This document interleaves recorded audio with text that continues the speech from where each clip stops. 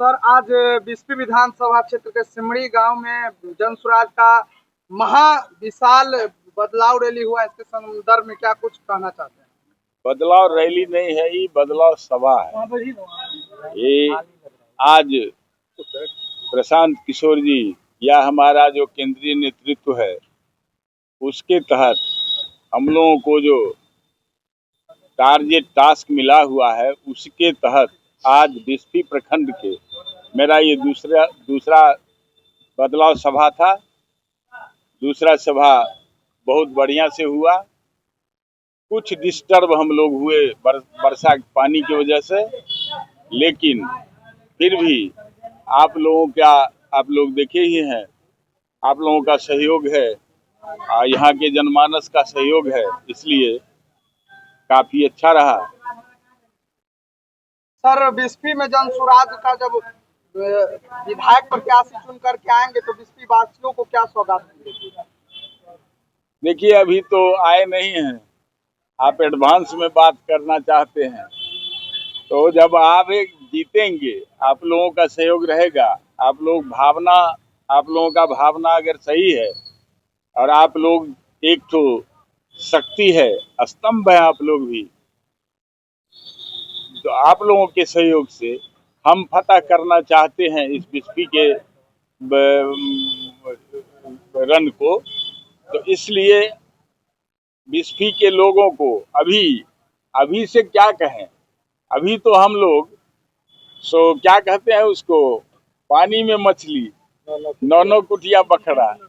इसलिए जो भी होगा अच्छा ही होगा, समझ गए ना। मौजूदा विधायक जो है उनको लोग क्यों बदलना चाहेंगे?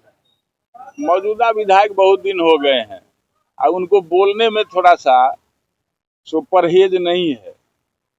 देखिए, राजनीतिक आदमी माननीय उनको कहा जाता है। माननीय का ये अर्थ नहीं है कि आप किसी को गाली दीजिए।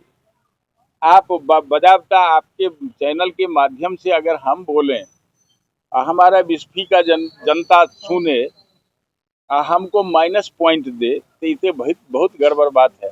इसलिए लोग चाहते हैं उनको बदलना।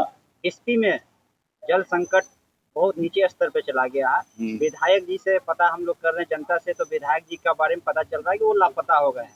उनके बारे में आप क्या कहें? नहीं, हम विधायक के बारे में कोई कमेंट नहीं करना चाहते हैं। जहाँ तक जल संकट की बात है, ये तो हर एक जगह है। हम तो कम से कम 20 गांव में हमारे साथ रहते हैं अभी जसवंत जी। हम तो 20 गांव में आज भी हमारा टैंकर अभी भी चल रहा है। गेनौर में था, केरवार गया है, केरवार अजनौली का हम जल संकट दूर किए हैं। जो भी किया था खाया कोई, लेकिन बनाने का काम हम कर रहे हैं। इसलिए हमारे यहाँ के जनता से पूछिए, रोड, सड़क, बिजली और पानी का व्यवस्था हम जो सुचारू रूप से कर रहे हैं, हमको लगता है कि बढ़िया है। लोग भी इस बात को, हमको एगो फोन किया है, अंत में 11 नंबर है, वो महिला थी, उसको तुरंत हम एग्जीक्यूटिव इंजीनियर को कह करके जेई रवि कुमार जी हैं, कोई पीएचडी के, उनको, और आपके रोशन जी हैं रघौली गांव का, शायद वो लड़का है जो टैंकर लेकर के आता है, उसको तीनों को फोन करके 1 घंटा के अंदर में हमारे यहाँ आए हैं, पानी दिया है। अभी 12 नंबर से शिकायत महिला है यहाँ, अभी शिकायत मिला है, उसको जाते हैं 12 नंबर को कल भिजवाएंगे टैंकर। तो हमारे यहाँ जो है, हमको क्या कहते हैं, वहाँ बेलौजा में जसवंत जी के का भी चापाकल सूख गया है, वहाँ भी हम गए हैं, वहाँ कोशिश किए हैं। आज शायद वहाँ भी दिया, लेकिन लेकर के चला गया, फिर कल आवेगा। तो पानी का संकट तो है। जल, देखिए, वाटर लेवल जो है इतना नीचा हो गया है कि इसलिए थोड़ा सा चापाकल में प्रॉब्लम आया है। नहीं तो लोगों को भी हम, देखिए, प्रकृति जो है सो हमारे उत्तर बिहार के लोगों पर बिगड़ गया है। इसलिए लोग प्रकृति को अपना संसाधन मान करके उनका आगत भागत करना चाहिए, जिससे कि प्रकृति बिगड़े नहीं, बदले नहीं। हम लोगों का, देखिए, 4 साल से ये हम लोगों को सूखा है, 4 साल हो गया। विधानसभा में नल जल का पानी नहीं आ रहा। नल जल का पानी आ रहा है, जैसा ठीक किए तो उस समय में उस समय में हम मुखिया नहीं थे, जिस समय में नल जल का काम शुरू हुआ था। नल जल का काम शुरू हुआ और जैसे 1 रुपया में मैंने 100 रुपया को 100 आदमी नोचने के लिए तैयार हो जाएगा तो कैसे जल नल चलेगा? सब पैसा खा गया। कार्रवाई करने का हिम्मत है किसी के पास में? मैं चैलेंज करके जन स्वराज के माध्यम से कहना चाहता हूं कि अगर जल संकट है तो कलेक्टर साहब आप उस पर कार्रवाई कीजिए जिसके वजह से आज तक जल संकट बना हुआ है। क्यों नहीं उसके घर में पानी जा रहा है? क्यों वाटर लेवल कम हुआ? क्यों बोरिंग, किसान के बोरिंग को बंद करवाया जा रहा है प्रशासन के द्वारा? क्यों ऐसा हो रहा है? जल संकट है नहीं, करवाया जा रहा है, क्रिएट किया गया है।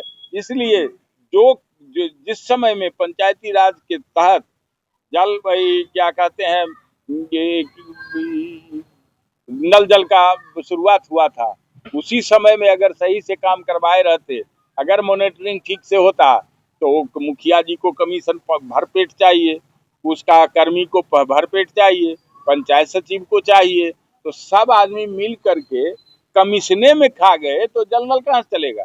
जैसा था, जितना पैसा था ठेकेदार के माध्यम से हुआ, सब ठेकेदार पाइप को गाड़ दिया नीचे में। सर, बिस्फी विधानसभा क्षेत्र में सड़क की स्थिति काफी जर्जर है और यहाँ एक भी डिग्री कॉलेज नहीं है, इस पर क्या कहिएगा? देखिए, डिग्री कॉलेज के लिए हम अपने स्तर से औकात ही नहीं था।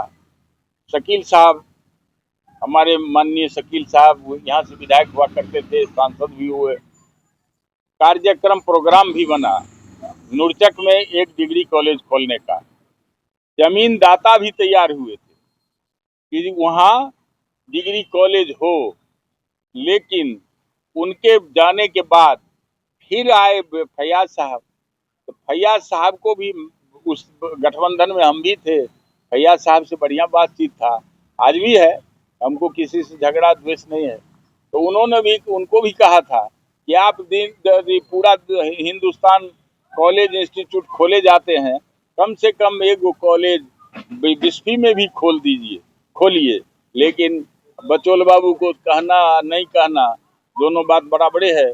इसीलिए माने जनप्रतिनिधियों के उदासीनता के वजह से आज तक डिग्री कॉलेज यहाँ नहीं खुला है। अगर जन स्वराज का सरकार बना तो मैं वादा करता हूँ, अगर हमको आप लोग अपना सहयोग दें तो मैं वादा करता हूँ आपके चैनल लोगों के, आप मीडिया वालों के माध्यम से, कि मैं डिग्री कॉलेज 1 महीना के अंदर में उसका नींव गड़वा दूंगा।